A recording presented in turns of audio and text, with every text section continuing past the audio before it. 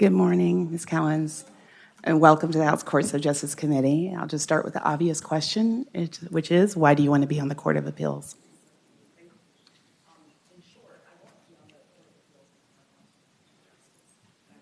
Consider mercy.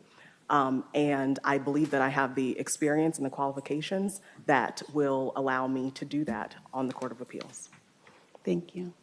Any member have any questions? Madam Chair. Yes. I don't think I'm the only one having some trouble. No, I'm not. I'm just asking if IT could maybe slow it just a little bit so we could all get up on the screen. Let's we'll go at ease for about 5 minutes if you need IT assistance. Can Delegate Bell have some assistance? I think I got it. I think we got it.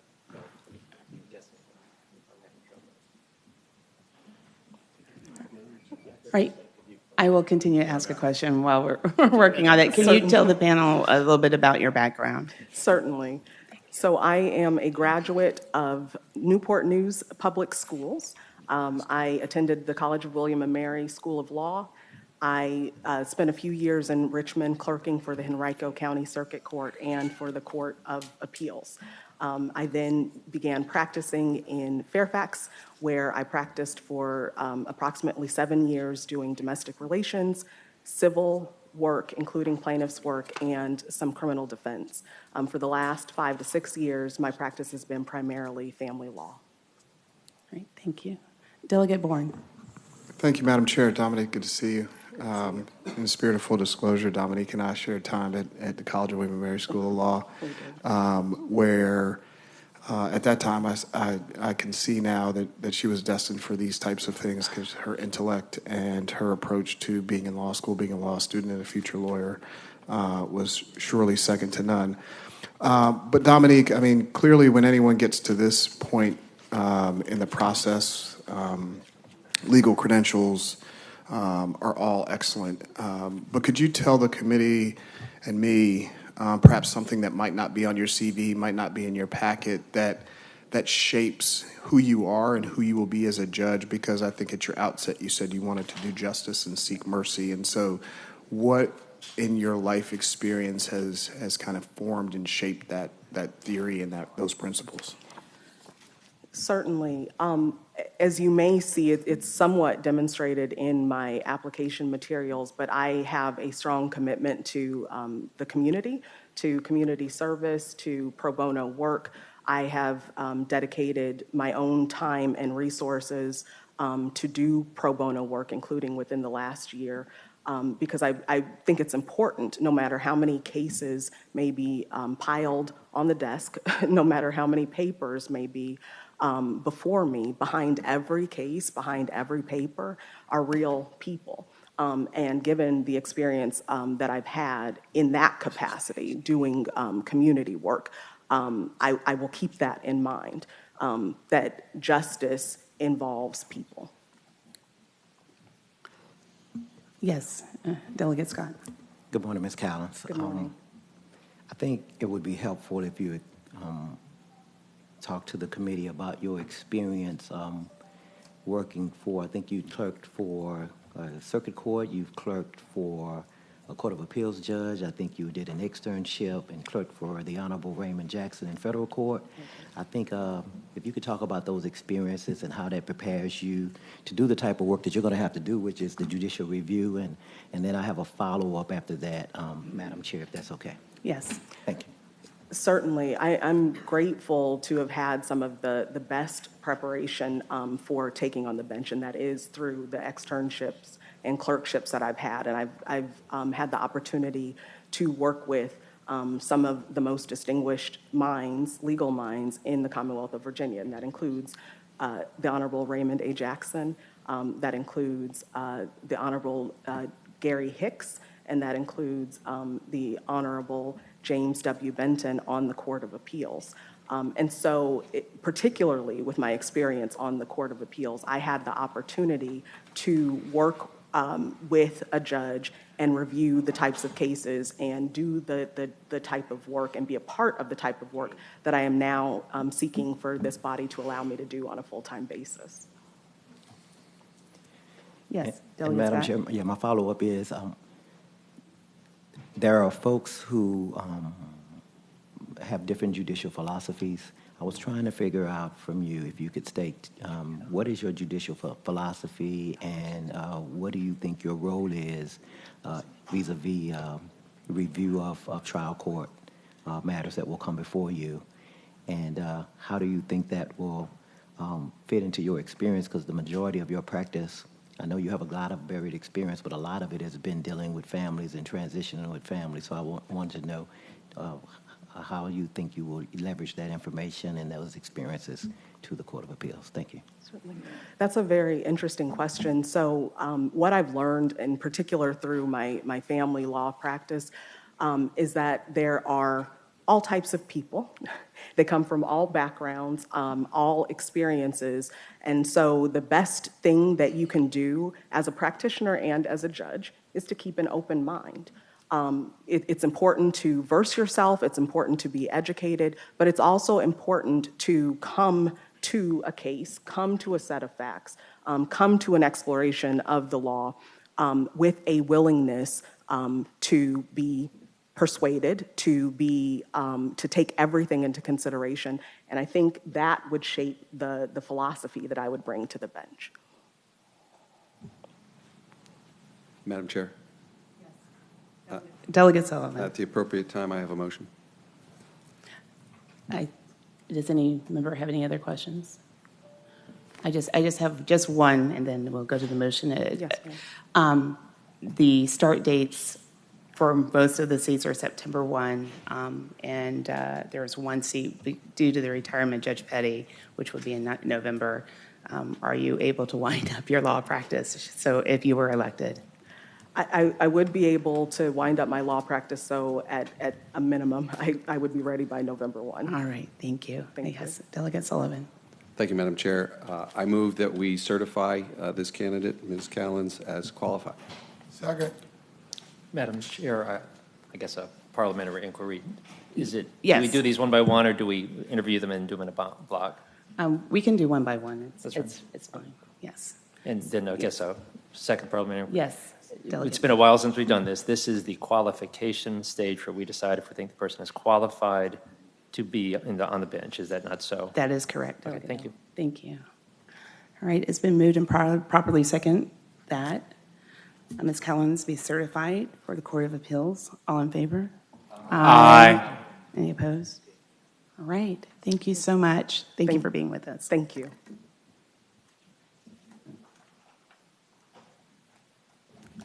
Next is Doris E. Henderson Causey. So, I don't see her resume on here.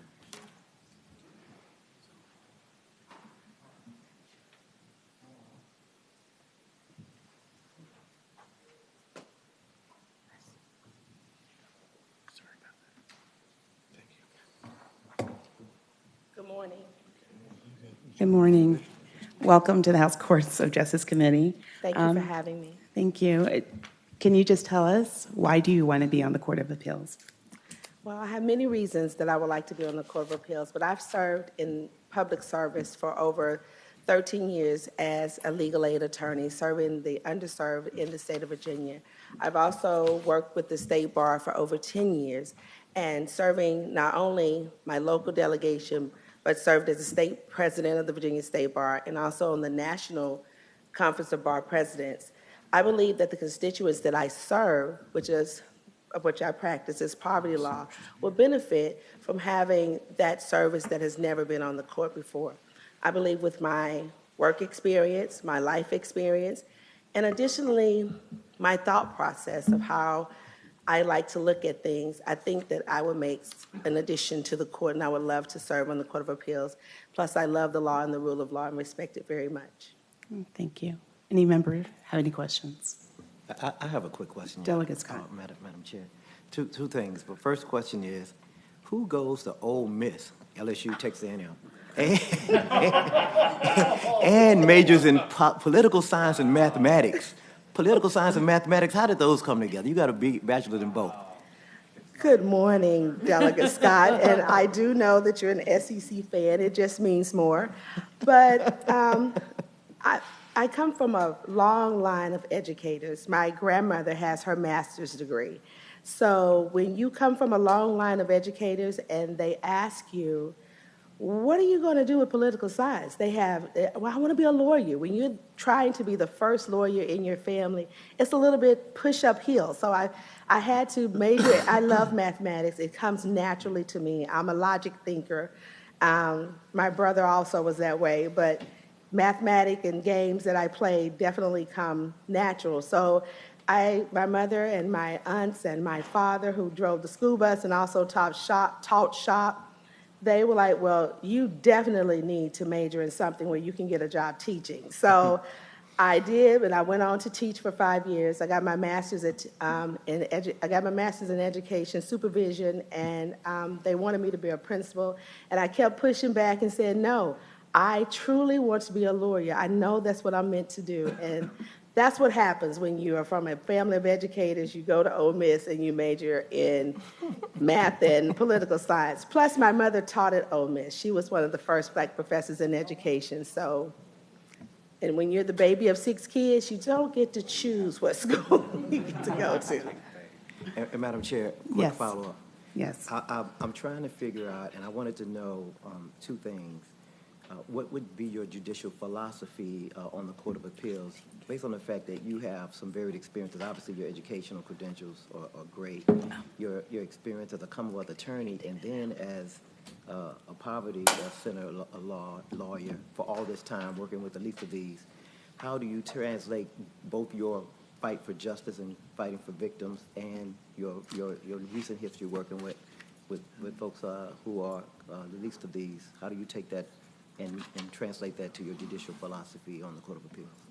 Sir, I believe that my judicial philosophy would just be to get it right. I think that so many times with the people that I work with, they seem to be so, you look everywhere as a legal aid lawyer. You definitely go in knowing that you have to constantly read, write.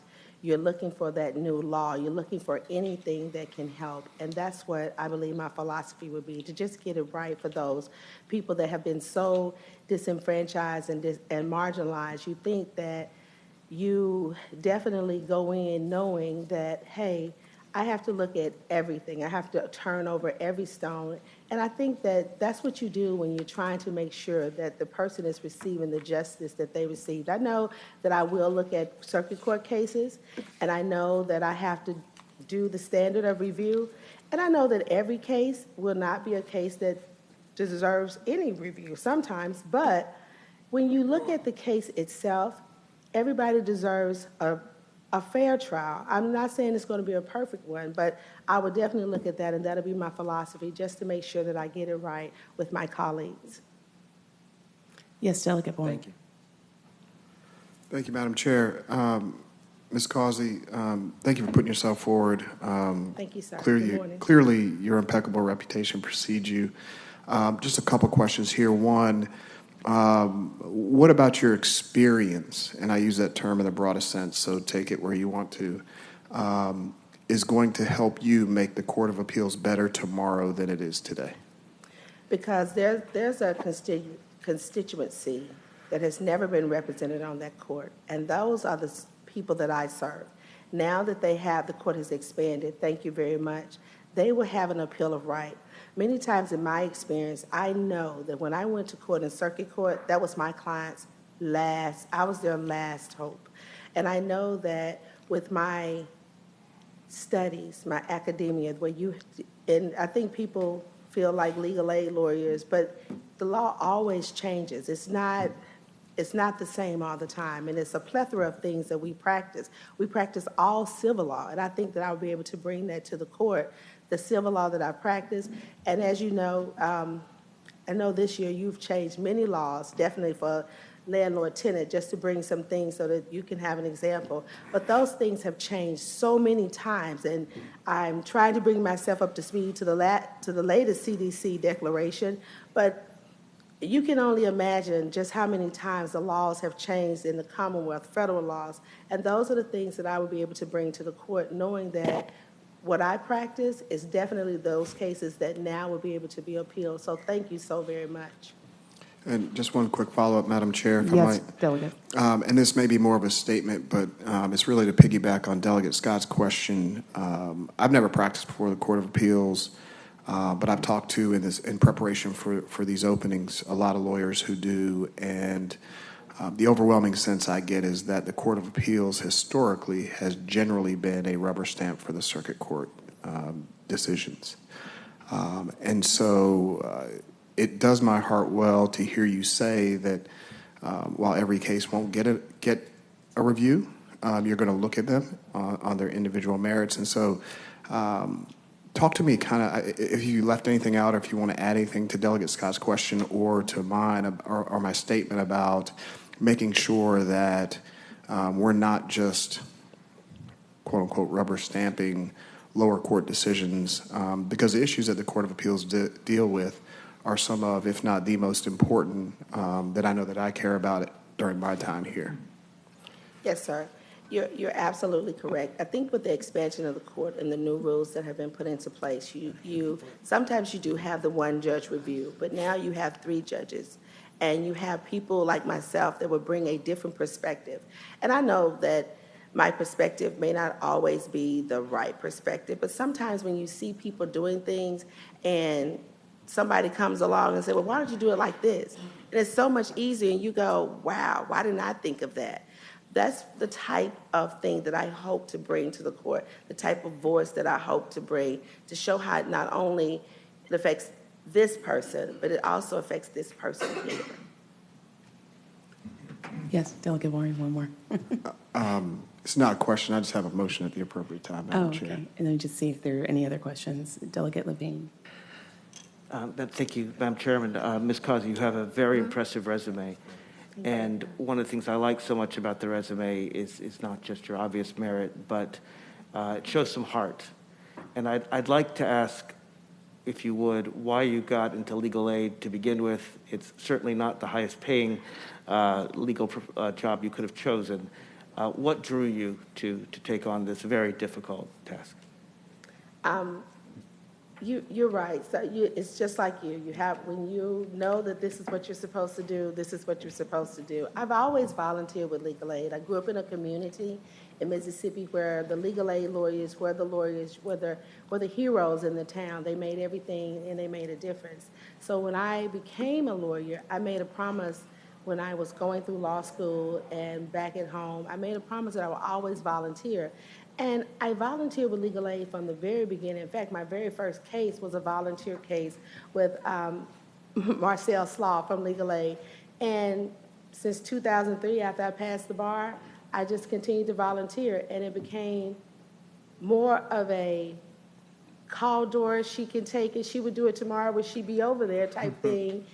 Until I just said, okay, this is really what I want to do. And so that's how it came about. Thank you. Thank you. Thank you.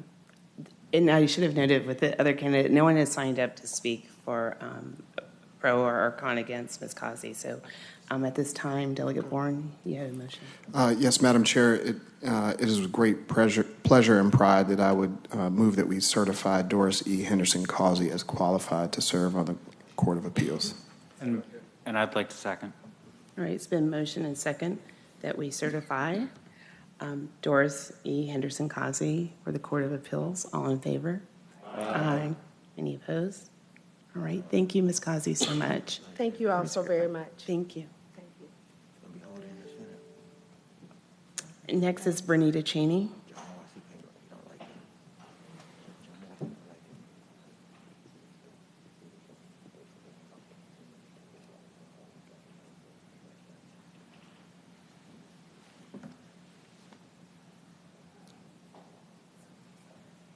Good morning. Good morning. Good morning, Ms. Cheney. How are you? I am well. Good. Well, welcome, and I will start off with the first question is, why do you want to be on the Court of Appeals? First, let me say thank you, Leader Herring, and distinguished members of this committee for having me. I appreciate this opportunity to be before you today and hope that I can earn your support for the judicial appointment for the Court of Appeals. I want to be a judge on the Court of Appeals because the legislators have now decided that everyone in the Commonwealth of Virginia has the ability to have their rulings reviewed by the Court of Appeals if they want to. And this is such an important doctrine in our jurisprudence to have this happen for our citizens. And so I want to be able to contribute to that, to be able to add to the relief that we give our citizens in having review, and make sure that we are upholding the law in the Commonwealth of Virginia. Thank you. Does any member have any questions? Yes, Delegate Mullen. Thank you, Madam Chair. First, Ms. Cheney, I want to say how impressed I am with your career, your background, and the work that you have done for those who have had needed representation most. So one of the questions that I've been wondering most has been, as I've looked through the jurisprudence from the Court of Appeals over the course of the last few years, one of the things that I've noticed has been the number of unreported cases that have come out. And I was wondering whether or not you would be able to speak to that generally, and whether or not there is an opportunity, perhaps, for the Court of Appeals to have more reported cases, perhaps, coming now that there is an expansion of the Court of Appeals. Thank you, Delegate Mullen. I appreciate your kind words. The answer to your question is yes. Your observation is correct. The Court of Appeals takes the opportunity to make published decisions, but they also have unpublished decisions, and unpublished decisions do not have the same judicial precedence as published decisions. And so I think it's very important for the court, when the court is speaking on important matters, to make sure that those opinions are published. And yes, this new expanded court with the new judges that will be on the court will have that opportunity to say, yes, they would like this opinion to be published. Excuse me. Thank you. Any other questions? Madam Chair. Delegate That's the Scott. Same question. Good morning. Good morning, Delegate Scott. Looking at your background, you've done a lot of appellate work, both Yes, Fourth sir. Circuit, Supreme Court, Court of Appeals, and you've worked with a lot of indigent folks. You've worked in the public defender's office. You've worked in the Capitol Public Defender's office. Yes, sir. Tell me what your judicial philosophy will be moving forward and how you will review. I know you know all of the standards of review, and if you could just articulate to the committee what your philosophy would be moving forward, I'd appreciate it. Thank you. Well, I think one of the things for the standard of reviews when we do appellate review is that it's very important that the court adhere to the standard review that applies to the case. For example, if the standard of review is abuse of discretion, it is not the court's place to supplant their judgment for the trial court's judgment, right? If the standard of review is de novo review, then the court looks at the case fresh, anew. And then the court has permission to look at those facts and look at the law fresh as it would have done if it was on the trial court. And so I think the first step for the court, and the court has done that, and we hope that the court will continue to do that, is to apply the standard review. I think the other thing that would be extremely important for the court, now that we have the expanded jurisdiction and we have the right to appeal and a right for review in the Court of Appeals, is that we make sure that we hear these matters that come before the court and make sure that we hear them very efficiently and swiftly so people can have judgment and make determinations on whether it needs further review to the Virginia Supreme Court. Madam Chair, Yes, question? Delegate Sullivan. Good morning, Ms. Cheney. Good to Good see you. morning, Delegate Sullivan. I haven't checked the resumes of all the current members of the court. I don't know whether there are any other MBAs, but it'll be nice to add an MBA to the court. Tell us a little bit about that. Was that a change of plans? You did the MBA and then you went to get the JD, or was that always the plan?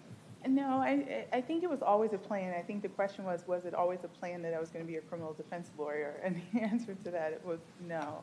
I went to business school before I went to law school, and went to law school thinking that I would probably be some type of corporate or business lawyer.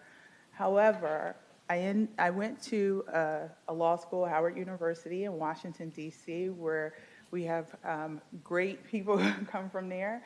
And you learn a lot about service and giving back to your community and really doing things in the law that's going to make the law better and upholding the rule of law and make life much better for all the citizens. And I think once I went to Howard University, I was so inspired to use my law degree and my business background to help society. Thank you for that. Madam Chair, I have a motion at the appropriate time. All right, any other questions? All right, Delegate Sullivan. Thank you, Madam Chair. I move that this committee certify Ms. Cheney as qualified to sit on the Court of Appeals. It's been moved and seconded that Ms. Cheney be certified as qualified to sit on the Court of Appeals. All in favor? Aye. Any opposed? All right, the motion carries. Thank you. I thank this committee for its distinguishment for appointing me to the Court of Appeals, and I look forward to serving. Thank you so much. Thank you. Thank you.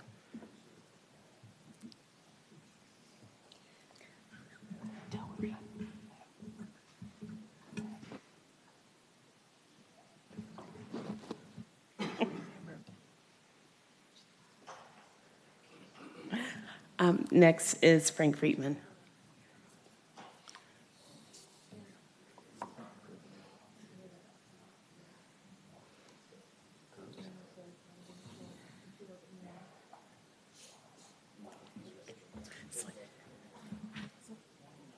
Here.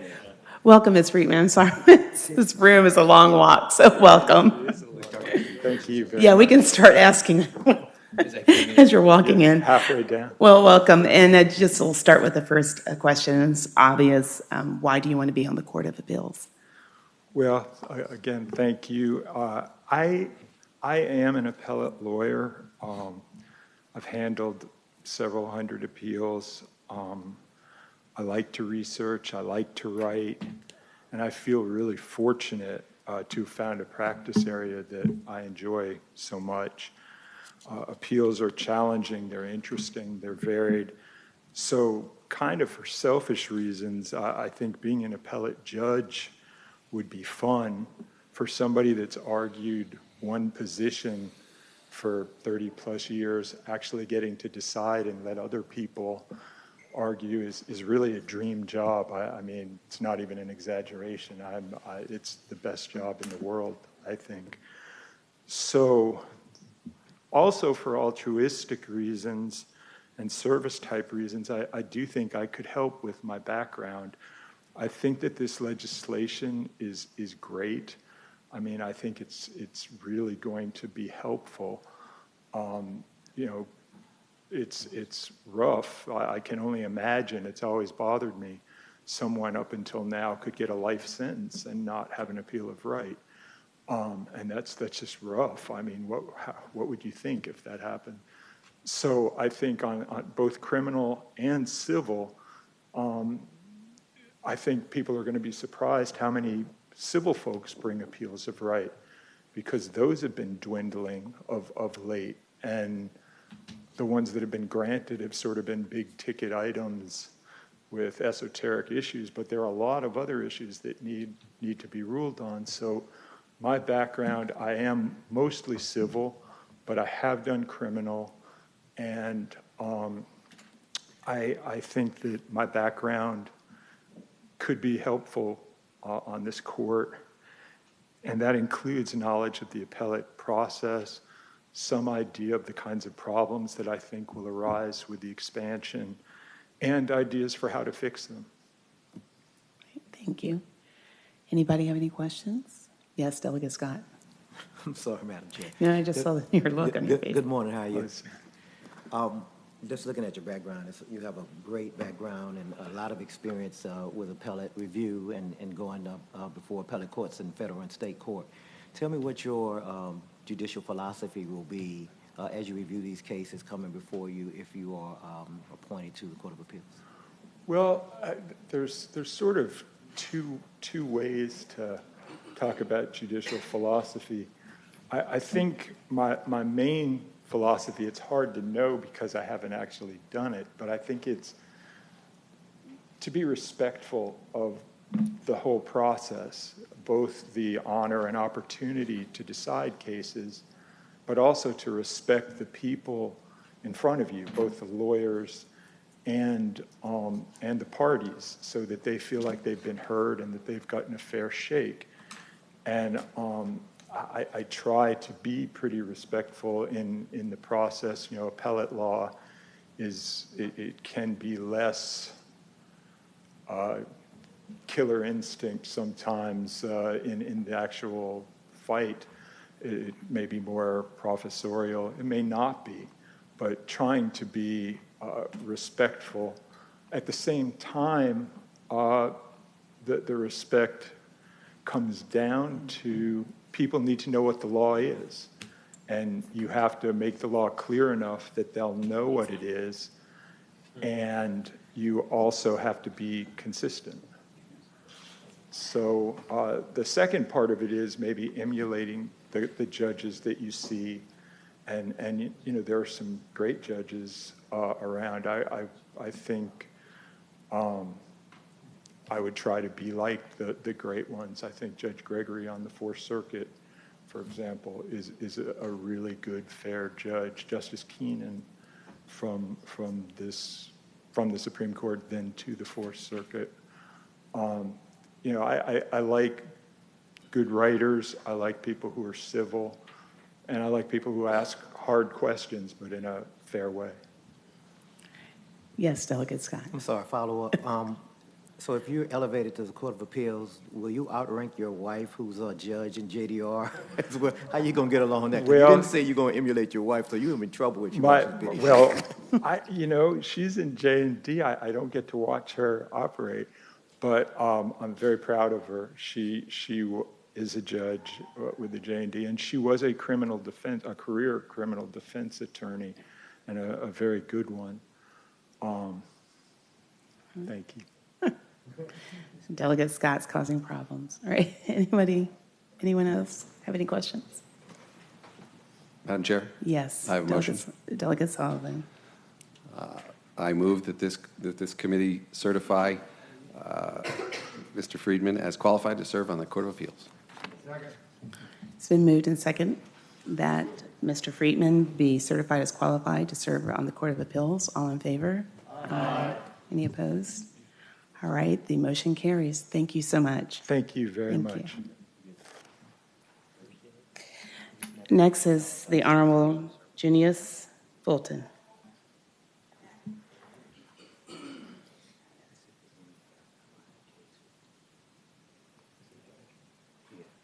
And Senator Sproul and Delegate Jay Jones. Come on down. I know. Madam Chair, is this Judge Fulton's way of telling us he does not want to be on the Court of I Appeals? know. Bringing these guys with him? All right. Well, whoever would like to start off. I don't know how to make it any clearer. No. Welcome, Senator Sproul. Madam Chair and members, good morning to you. Good morning. We have for you today the best of the best on all sides. And I was surprised that on our side, with his heart, which y'all know about, the best of the best, raised in Norfolk, he went to Booker T, I believe. Bayside, I forgive him for that. William and Murray, Law School. University of Virginia. University of Virginia. Let me do that, Judge. You want to be a judge? Let me do this. But he's a good judge. Private practice, 3 years. 3 years on the bench. Circuit Court judge since '69, I believe, something like that. '96, thank you. But I'm saying is this, he's an all-around good judge. But what I like about him most in the courtroom, he's an humble man that treats everybody with respect. That's what I look for, not being a judge myself. I just look for the way a judge respects the folks that before him. He's that type of person. So that's my candidate. Thank you. I think Senator Sproul said it all, Madam Chair. All right. Well, welcome, Judge Fulton. Thank you. And I'll start with the obvious question, which is, why do you want to be on the Court of Appeals? After 25 years as a circuit court judge, I view it as a wonderful opportunity for me to lend my abilities to the Court of Appeals, particularly in light of the fact that the Court of Appeals jurisdiction is going to be expanded to allow the right to appeal in civil and criminal cases. All right, thank you. Any questions from the members? Yes, Delegate Scott. I guess I've had the pleasure of practicing before you, and your temperament, you've told me no a few times, and I didn't know if it was a no or yes. I left still feeling pretty good, even though I didn't get what I wanted. So that's a mark of a great judge, and your temperament. You were the #1 ranked circuit court judge in the whole of the Commonwealth when we did your reviews recently. So I want to give you kudos for that. My question is how, based on all of the experience you've had, 25 years on the circuit court, how do you take your experience as a trial court judge, both civil and criminal, hearing everything, and take that experience and put that within your judicial philosophy for the Court of Appeals? You know, not only my experience as a circuit court judge, a trial court judge for 25 years, but also my 10 years of experience, 3 as a prosecutor, 7 years as a private practitioner, practicing both civil and criminal cases. One, understanding that behind every case there are people whose lives have been affected, and keeping that in mind, and then the application of law to the facts that there may be. Now, of course, as a Court of Appeals judge, the trier of fact is going to be the circuit court judge or the jury who heard the case below. But there are certain circumstances in which a person's background, experience, help inform their understanding of what the facts are and how they might appear. So I think with that, along with my experiences working with the Bench Book Committee for about 10 years, when I worked with a number of other judges, many of whom have gone on to the Supreme Court, and work in a collaborative way, I would take pride and ownership in not only my decisions that I might write, but also the decisions of the Court of Appeals if I'm so honored to have this appointment. All right. Yes, Delegate Guy. I have a motion at the appropriate time. All right. Any other questions? All right. Oh, yes, Delegate Bourne. Thank you, Madam Chair. Judge Fulton, it appears that we have 2 lawyers here that practice before you, Delegate Jones, Delegate Scott. If you practice in law in front of Judge Fulton, we got bigger problems. If you needed somebody to represent you, would you call Don Scott or Jay Jones? Oh. We got a church together. You're familiar with the Fifth. I'm familiar with a fifth, I don't know about the fifth. All right, Delegate Guy. As delegate represents the district that includes Bayside High School, it is my privilege to move that this committee certify the Honorable Julius Fulton as qualified for the Court of Appeals. All right, it's been motion and second that Judge Junius Fulton be certified as qualified to serve on the Court of Appeals. All in favor? Aye. Aye. Any opposed? All right, the motion carries. Thank you. Thank you very much. All right, next is Lisa Lorish.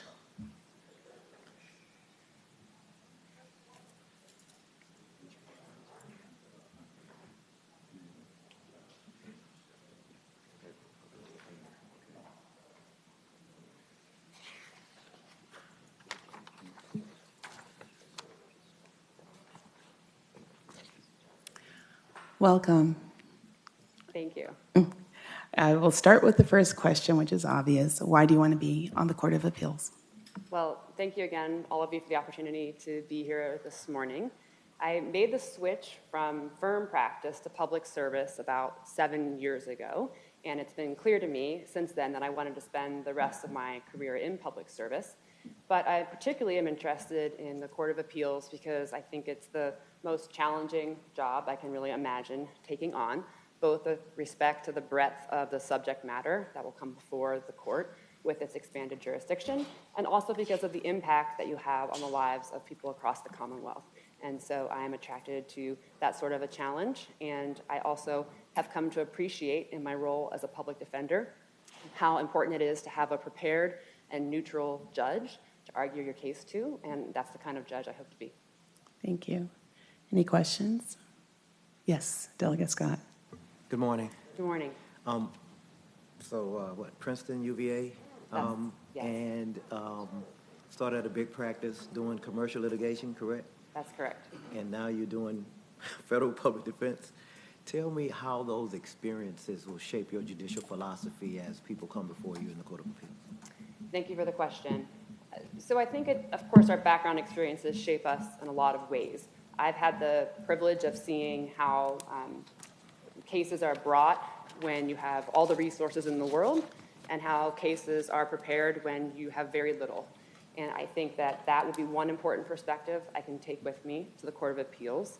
And I've also come to learn a lot about listening to clients, particularly in my most recent practice with the Public Defender's Office, and how much I had to learn from many of my clients and how much I had to learn about federal criminal law coming from a role that was entirely different when I did civil litigation prior to that. So I think both the listening, and then also, as I mentioned, just the appreciation for the neutrality of a judge is very important to me. And finally, I've learned a lot about putting my own personal views aside to represent many of my clients zealously under the law.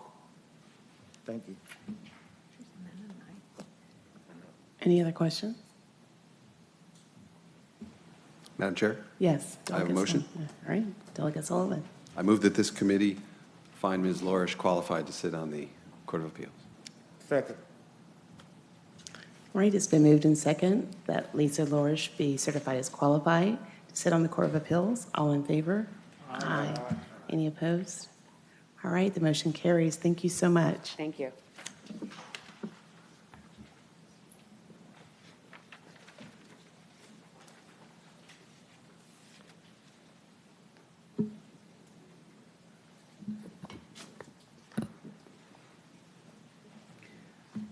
Next, we have the Honorable Daniel Ortiz.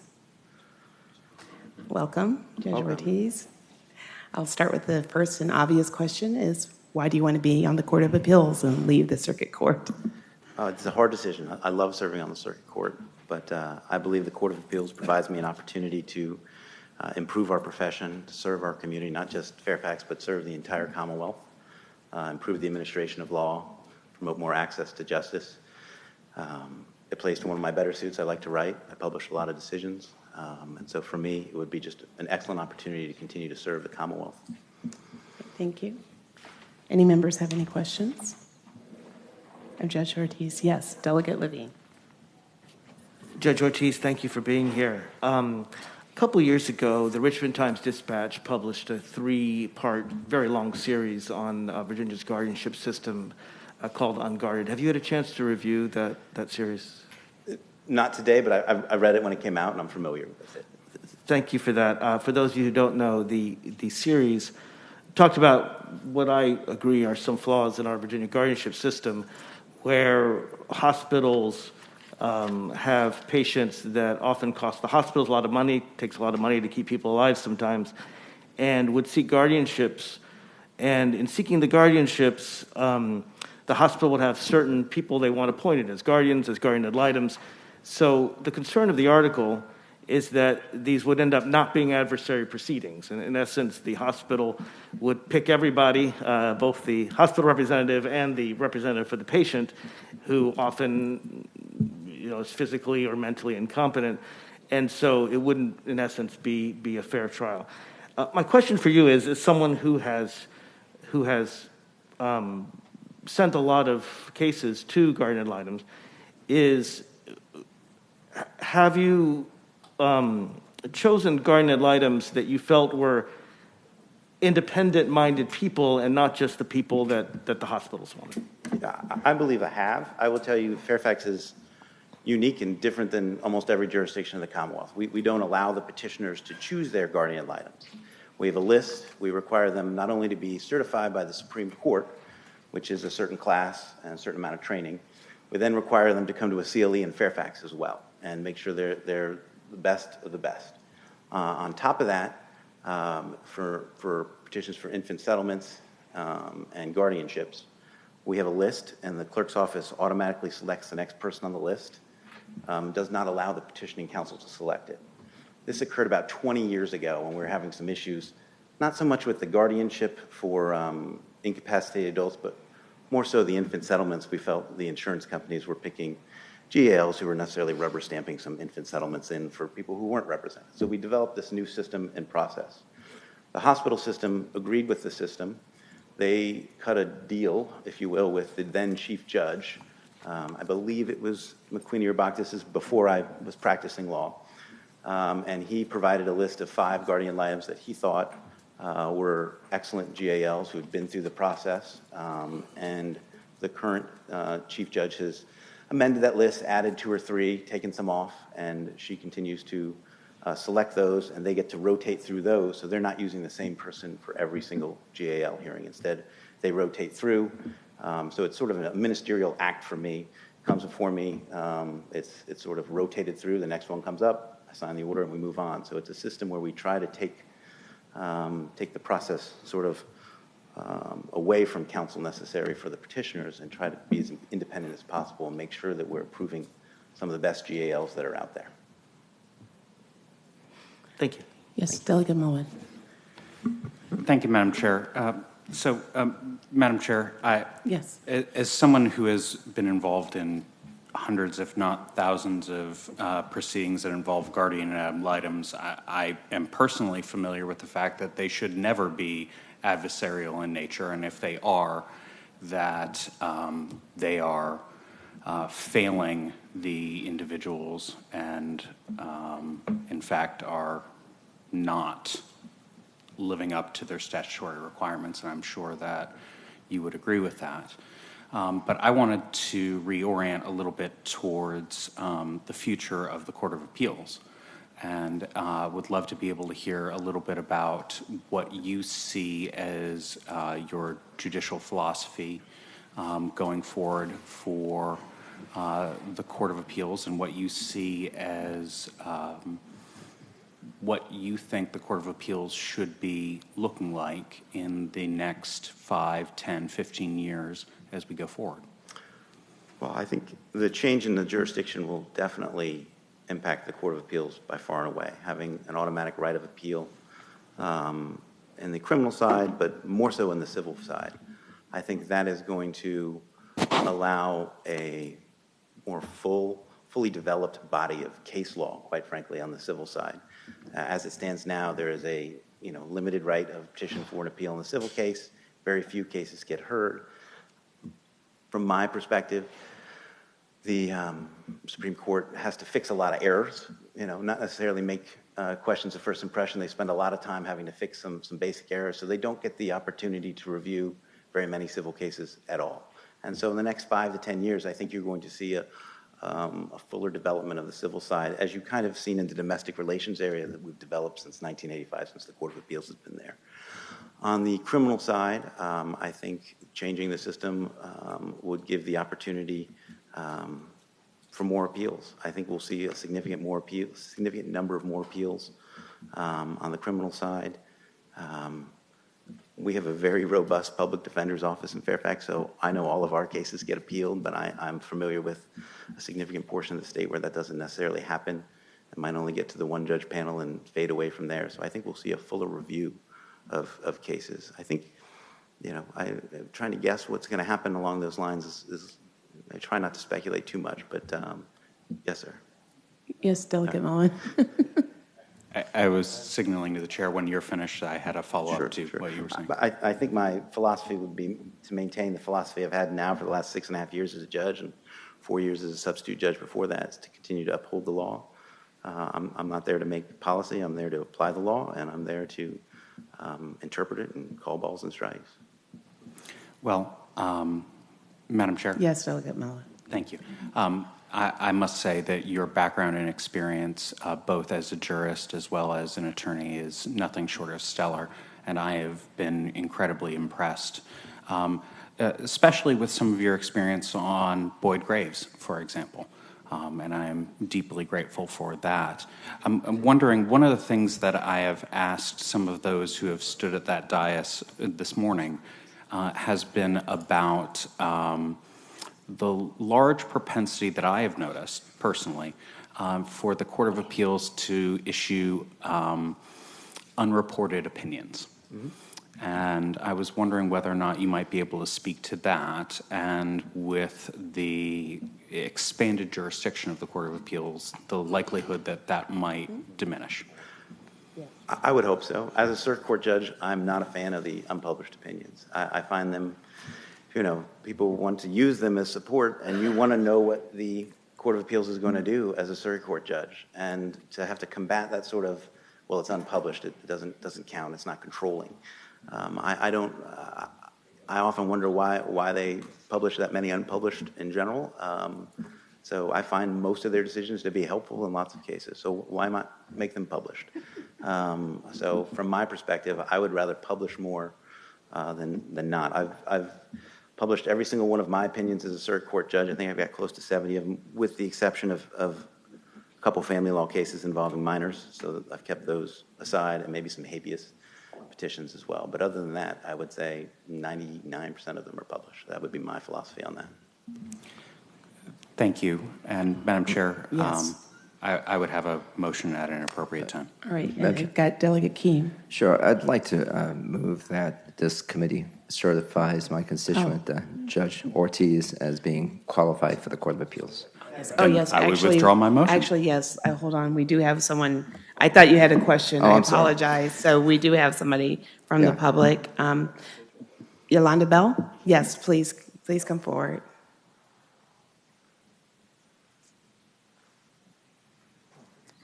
Welcome. Thank you. Good morning, Madam Chair. Good morning. And members of the committee.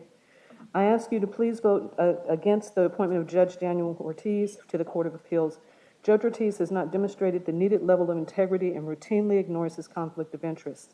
Yes, the guardianship system in Virginia is flawed, as evidenced by hospitals like VCU and Inova using guardianships to remove Medicare and Medicaid patients, written about as Delegate Levine stated.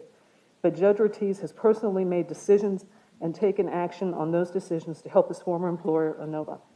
While it's said that he has no say in the appointment of GALs, it is astounding that the same two GALs are appointed for all of Inova's cases. It also does not account for him vacating an order, appointing someone else as, excuse me, in at least one instance where another ad litem had been appointed for an Inova case, or why every Inova case comes before him. Judge Ortiz personally made decisions that other judges would not make. Further, while working for Inova as their outside counsel for guardianships, Judge Ortiz filed for a gentleman, Mr. Moultrie, to be placed under guardianship in 2012. This same case came up for reinstatement in 2018 in front of Judge Ortiz, a conflict of interest, and he did not recuse himself. Prior to his appointment to the circuit court, Judge Ortiz worked for Inova Health Systems as their outside counsel for guardianships to remove Medicaid and Medicaid patients from their hospital. He is the first person to get his hands on each of every one of over 100 plus cases in the last few years, because Inova brings all of their cases through the calendar control versus regular filing. Judge Ortiz always appoints the same two guardian ad litems. There are 96 qualified guardians ad litems in Fairfax County, yet he always appoints the same two. And I know that he stated that there's 5 or 6 that the court has decided that they would go through, but it still doesn't explain why it's always the same two and why every single Inova case comes before him. The odds of all Inova cases always getting the same two individuals is astronomical. A seat on the Court of Appeals is a very important position and requires the utmost integrity, especially as it sets precedent and is a stone's throw from the Supreme Court. I have sent copies of the orders for Judge Ortiz accounting for the same two GALs and the vacated order to everyone on the courts of justice. I thank you for allowing me to speak, and again, I ask you to vote against his being appointed to the court. Thank you. Thank you for being here. And Judge, you don't have to say anything, or it's up to you. I will tell you that I take conflicts very seriously. When I took the bench, I represented Inova. There's no question about it. I ran this conflict by the Judicial Inquiry and Review Commission. It was deemed not a conflict to sign these GAL orders in a system that's a ministerial. I checked again this past week with the Juror Commission, got an opinion that again said there is no conflict. I don't hear guardianship cases that are set for hearing with ANOVA. I don't hear ANOVA med-mal cases. I don't hear ANOVA employment cases. I don't hear any ANOVA cases because I've made the decision that for my career, I don't want to hear them. Jerk told me I didn't have to do that, but there's 14 other judges in Fairfax, so I let them hear all the other ANOVA cases. I do sign the GAL orders. It's a ministerial act. It's a system that rotates through. I have shared concerns about the guardianship issue. I've developed a program in Fairfax that every single guardianship petitioner gets pro bono counsel, particularly in children who are becoming emancipated, who are disabled adult children. Many of those come through the system without representation, and we designed a process in Fairfax to get them screened with legal services in Northern Virginia, hooked up with a pro bono lawyer so they're represented in this process. So I take these concerns very seriously. I don't believe I've demonstrated a conflict of interest, and I've exercised my duties as diligently as possible. So. Thank you. Yeah, Madam Chair, first I apologize that I stepped on the time for the public to be commenting. So That's all right. sorry I about thought that. you had a question. That's right. Yeah, and if it's the appropriate time, I'd like to renew that motion that I made earlier to certify, qualified. It is proper. Second. It's been moved and second that George Ortiz be certified as qualified for the Court of Appeals. All in favor? Aye. Any opposed? All right. The motion carries. Thank you, Judge Ortiz. Thank you. And next, we have Stuart Raphael.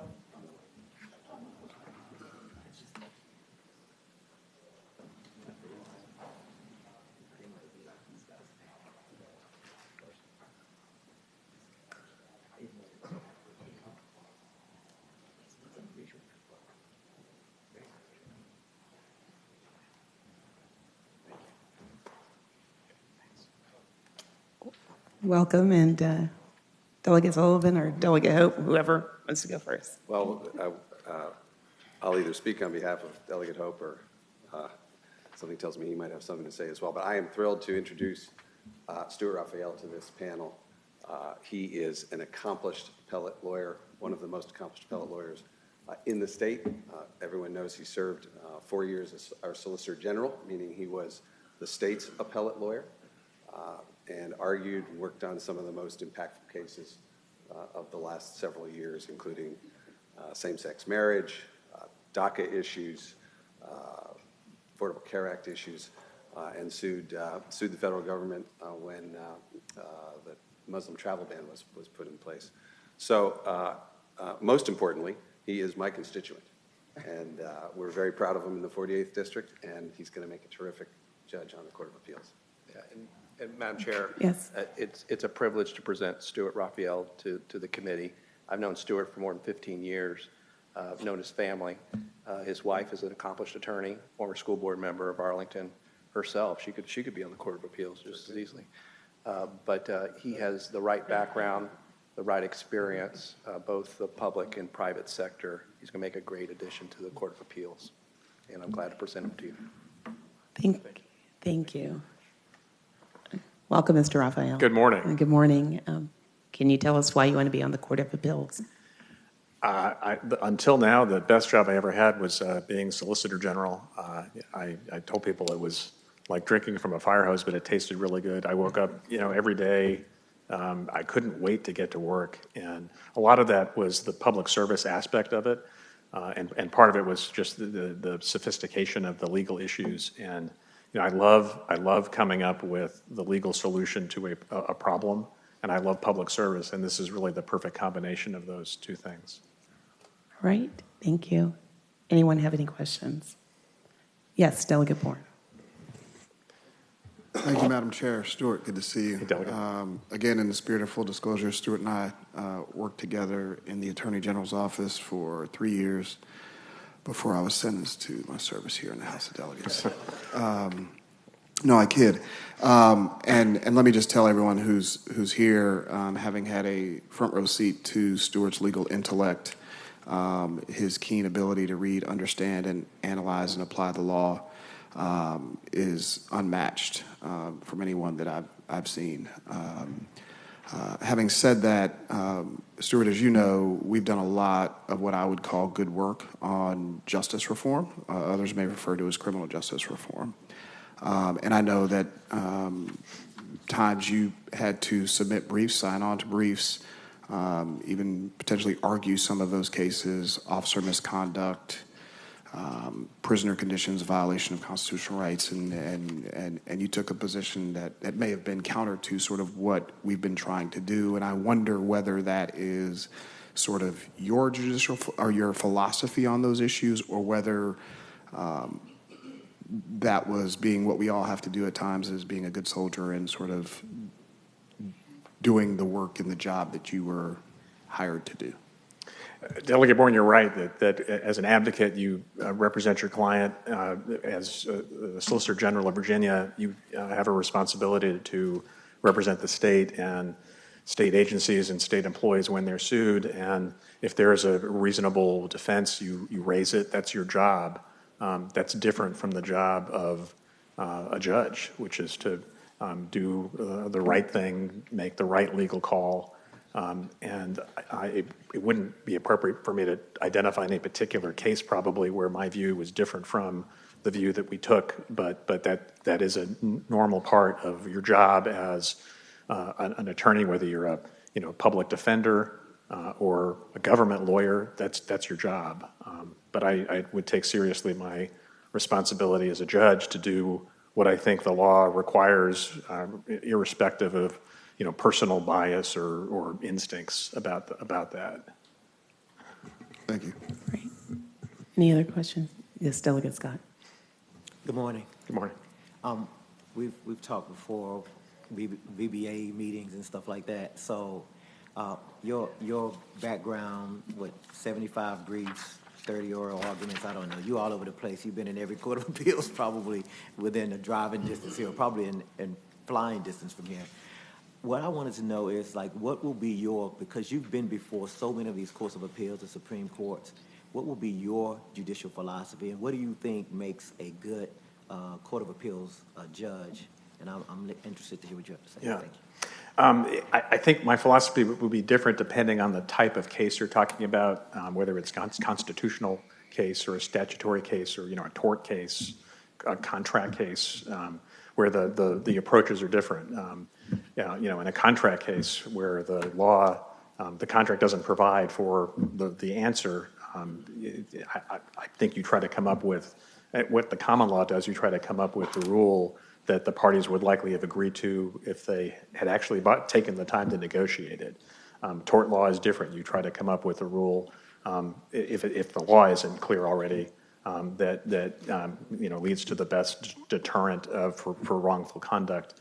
Constitutional law, if the Constitution speaks to it, you're bound by that. If it doesn't, you apply a precedent and logic. I'm a big believer in what some have called reflective equilibrium, where you have an argument on one side that leads you to certain conclusions, and then you have your considered judgments and your instincts about what the answer should be. And when those two things match, that's great. That gives you kind of the confidence that you're right. And when they don't match, it means either your argument is wrong or your instincts are wrong, and you go through this process of trying to bring them into equilibrium. And I think it's sort of a highfalutin way of saying that you're trying to make sure you get it right, but that's how I think about legal problems. In private practice, you're trying to, when you have a legal problem, there are a number of different possible solutions. And your job as an advocate is to pick the one that you think the court will adopt and that lets your client win. But that's not your job as a judge. Your job is to come up with the best solution. And one of the things I'm really excited about is I find that very liberating, and I would love to be able to say, despite what I thought might help this particular party, this is the right answer, and here's why.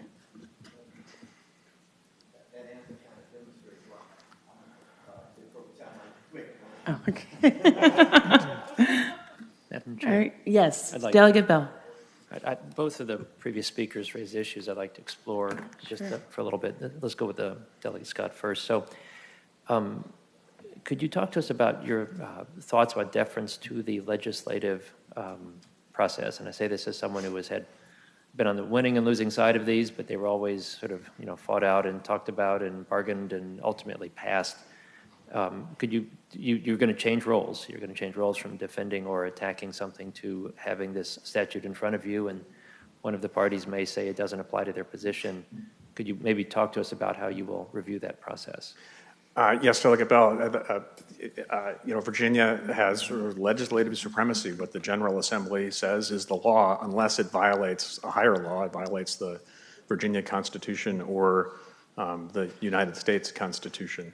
And if there is no such violation and the law, is clear on the subject, you apply that law. But the law often is not clear, and then you're trying to determine what did the legislature mean about the area that's not covered. But if your concern is, or your question goes to, would you faithfully apply law enacted by the legislature, the answer is absolutely yes, unless it violates the Constitution. Okay. Madam Chair, may I ask another question? Yes. All right.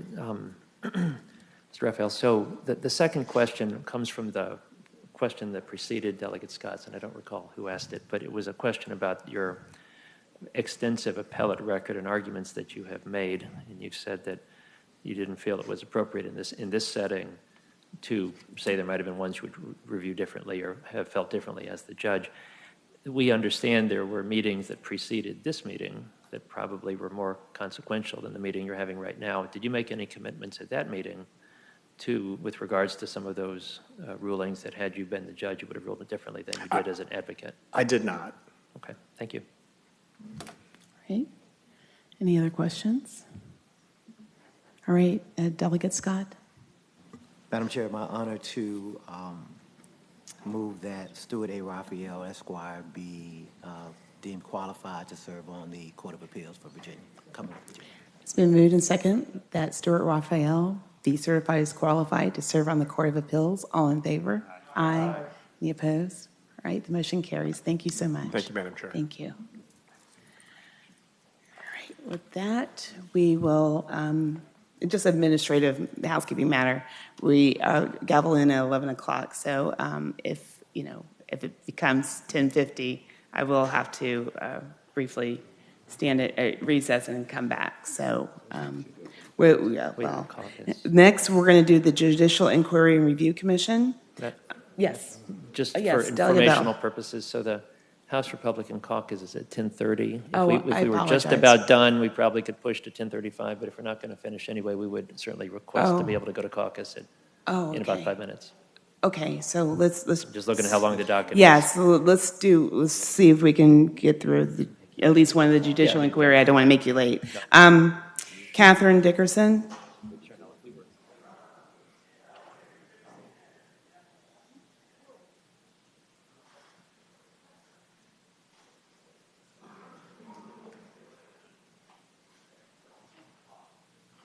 We get done? All right.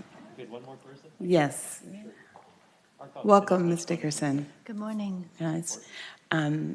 Currently, you're serving as a pro tem position on the Jury Commission, so welcome, and I will just open it up if anyone has any questions for Ms. Dickerson. Okay. Yes. Thank you for your service. It's a hard job, but thank you for your service on that. I'll just say yes, without saying that. Yeah, well, we do have someone from the public who wants to speak, so if there are no other questions, Janice Grenadier, you can come forward. I have nothing to say personally about her. I don't know her. What I'm here to do is to be sure she knows of the problem we have in the courts, the problem with the jerk. In 2011, when I first wrote my first letter to the jerk, I was told, "We're not taking your complaint. He's my friend," by Donald Curry. This box of my evidence, which many of you have seen, that was mailed back to me from the courts, and the letter in here is signed by Chief Judge Kemmler, Judge Dawkins, and Judge Clark, states I'm not allowed to file anything else in the courts, and all of my evidence that I had entered into the record properly, because Judge Clark from the counter said, this is how you have to do it, and it did it exactly like he told me. They kept the documents in Judge's chambers and never filed them. This was in 2013, prior to me being illegally jailed and held in solitary confinement for 14 days till 5 o'clock on election, so Senator Mark Warner, by all appearance, could be reelected without me showing that he had played to play with a judgeship, a federal judgeship. It didn't stop there. They hired people to harm me. I went to the Supreme Court and had to go there to get an order to go in front of the grand jury. The grand jury is our fourth arm of government. It belongs to the people. But my Commonwealth attorney, Brian Porter, has said I will be arrested if I try to go in front of it. I have been denied it since 2011 when I was allowed into it by the Supreme Court. I'm not alone. We have a problem. We have nowhere to go. I've been to the bar. You all have heard my story since 2013. I was divorced in 2000, and I still don't have a property settlement because our judges choose winners and losers. And they have the power to do that, to stop you, and to create a situation where they don't listen to you, they don't listen to your evidence, and you go to the jerk, because that's not what a judge is supposed to do. A judge is not supposed to be ruled by bias, but they continue to. Judge Haddock, who retired in 2011, came back in 2019 to ensure the judge I was going to be in front of knew how he was going to have to rule. The judge, Judge Patrick from Virginia Beach, stated to me, I just had a great conversation with Judge Haddock. I was like, the son? No, Judge Haddock, the retired judge, came back. Judge Patrick said he never knew him. I had an order to show that the two of them had worked together on the Virginia State Bar. Our judges are lying in court documents, and our lawyers are. They're being allowed to do it because the Virginia State Bar and the jerk are not doing their job. But the jerk can't do their job because when you send in a complaint, she'll never see any of the complaints. The next day will be a letter that states, we aren't investigating. Our judges don't get investigated, and Judge Plowman, last year, or I guess 6 months ago, when he was up for renewal, stated clearly, what did they do? They put a guy who'd gone to jail, had been found guilty in federal court. They had taken his license, but they didn't investigate anything else. There's a solution to this, and I've come up with it. It's called judicialpedia.com, and I hope you all look at it, because we're giving a voice to all the people around the world. Any type of case where you've been violated by the courts and harmed by the courts. And I know that isn't maybe appropriate to show, but somebody has to do something different. I'm not alone. And even though the worst thing was when I was in jail, it was the African Americans. It was fathers, son, mothers, and sisters. All of the families were in jail. We need to make a change. We need to do it from our judges down, which means the jerk needs to take serious the complaints it gets along with the bar. Thank you. Thank you so much. I wish you the best. Thank you. Is there a motion? I'll make a motion that we find the qualified to be continue on the jerk. Did everyone hear? Yeah. Delegate? I'll make a motion that we find Ms. Dickerson qualified to be on the Judicial Inquiry and Review Commission. Okay, it's been motioned and second to find Ms. Dickerson qualified to serve on jerk. All in favor? Aye. Any opposed? All right, the motion carries. Thank you so much. Thank you. And I think we will stand in recess, and you all have a, I'll work that out. So we're going to stand in recess so that our colleagues can get to their caucus, and we'll get to the floor, and then we'll come back. And if the location changes, I'll let you all know, but I think we're going to still be in here. We'll stand in recess. Get our steps in anyway. Yeah.